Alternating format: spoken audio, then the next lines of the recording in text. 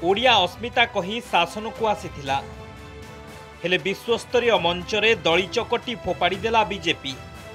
प्रवासी भारतीय सम्मेलन रे ओडिया अस्मिता और राज्यर सम्मान बहन करुथिबा राज्य संगीत वंदे उत्कल जननी गान करागला नाही। एहाकु नै राज्य सरकार को उपरे बर्षिछि उत्कल सम्मिलनी। खोद ओडिशा रे एते बड़ सम्मिलनी होइथिले भी राज्य सरकार ओडिया अस्मिता प्रति करिसंती कुठारघात। ए संपर्क में तुरंत स्पष्टीकरण देवाकू दाबी करिछि उत्कल सम्मिलनी। आंध्र और तमिलनाडु आदि राज्य में समस्त सरकारी कार्यक्रम रे राज्य संगीत गान हुए हेले एहाकू फू करिसंती सरकार। एहासह ओडिया भाषार बहुल व्यवहार और सीमा सुरक्षा रे सरकार को आंतरिकता कथा उठाइछि सम्मिलनी। भाषा भित्तिरे प्रथम राज्य ओडिशा होइथिबा बेले वंदे उत्कल जननी को सरकार सम्मान और मर्यादा देवा कथा, किंतु ताहा नहेबा लज्जाजनक बोली कहिछि ओडिया अस्मिता परिषद।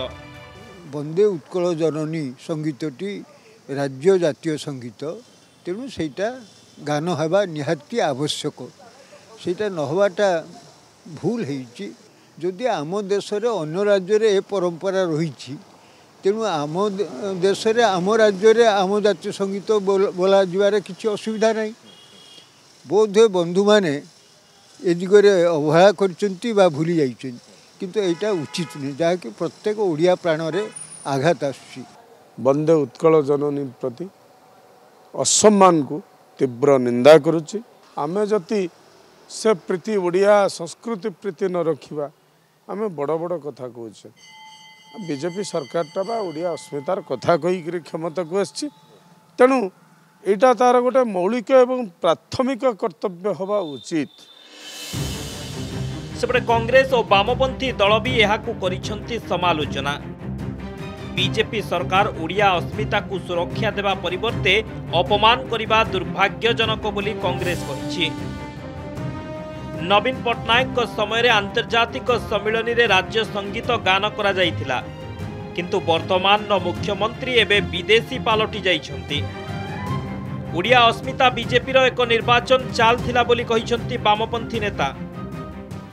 आज दुर्भाग्यपूर्ण कथा जे एते बड़ प्रवासी भारतीय कार्यक्रम होउछि एवं ओडिया अस्मिता को सही मंच उपरे निजे मुख्यमंत्री की भूली जिबा एवं नाको मने न पकेइबा एवं एक संगीत गान न करा जिबा या कोट ना कोट समस्त को 4.5 कोटी ओडिया को मन में आघात देछि एवं या उपरे मुख्यमंत्री को स्पष्टीकरण रखा आवश्यकता अछि एवं सरकार या उपरे क्षोभ प्रकाश करंतु, दुख प्रकाश करंतु एवं क्षमा मागंतु ओडिशा को। आपण देखिए नवीन पट्टनायक जतले करथिले भी इंटरनेशनल कन्वेंशन जो शिल्पपति मान को डाकी सेतले मध्य सेटा गान कराइथिला, किंतु ओडिया अस्मिता कहउथवा मुख्यमंत्री किबड़ी उत्कल संगीत को भूली गले ता एक प्रश्नवाची से नुहे।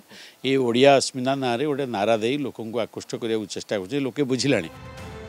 राज्यर स्वार्थ संबलित महानदी पोलाभरम प्रसंग और कोटिया प्रसंग रे भी राज्य बीजेपी सरकार चुप।